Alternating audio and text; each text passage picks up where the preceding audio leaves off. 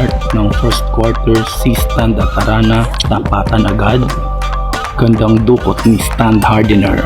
Justin Arana naman sumagot ng 5 straight points kasama ang kanyang end 1 play. Si Stan naman binutata si Arana, gandang depensa.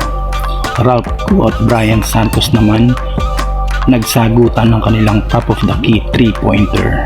Japet Aguilar naman one-handed slam dunk sa fast break. Dikit pa ang laban. Scottie Thompson pumukol ng wing 3-pointer. Sinagot naman yan ng wing 3-pointer ni Stockton. Si Stan naman gandang mid-range jumper. Kumana pa ng 4 na sunod na puntos.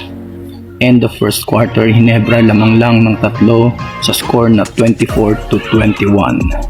Second quarter naman, Nards Pinto nagpakawala ng 3 sa gilid. Shani Winston naman sumagot din ng wing 3-pointer.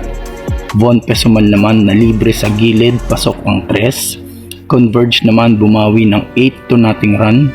At kalagitnaan ng second quarter, lumamang na ng 5 points ang Fiber Xers sa score na 37-32. Si Stan naman sumagot ng 10 straight points. Isama mo pa ang beautiful spin move and 1 play ni si Stan Hardener, wala nang makapigil sa paint.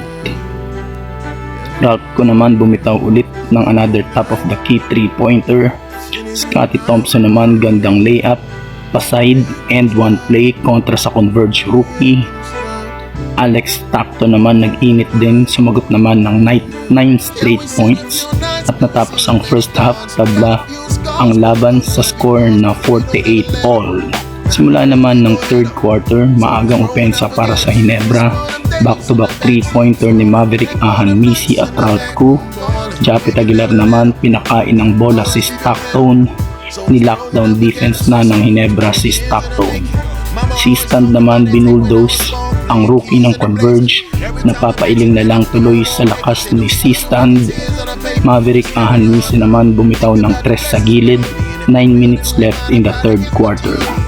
Coach ng Converge na patawag na ng timeout dahil lumobo na ang lamang ng Ginebra sa 9 points sa score na 59-50.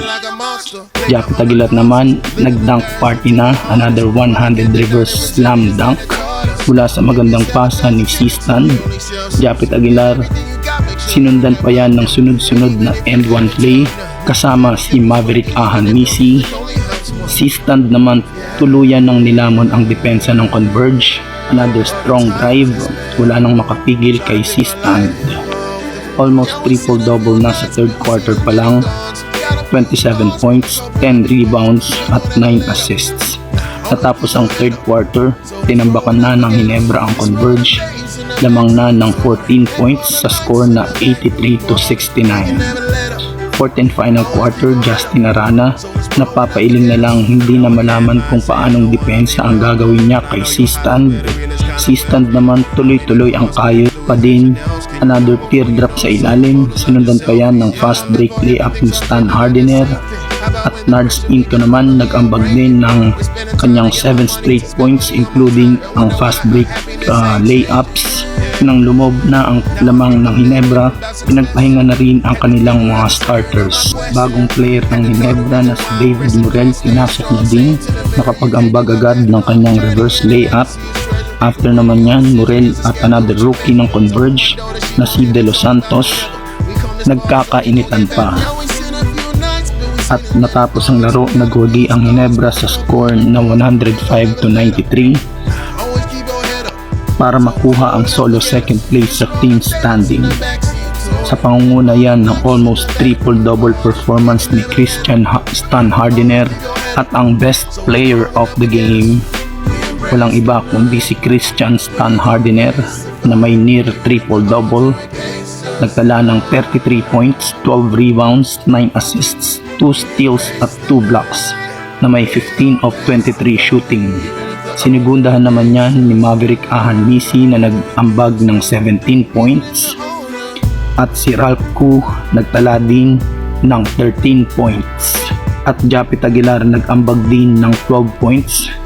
Idagdag mo pa dyan ang kanyang mga Showtime slam dunks.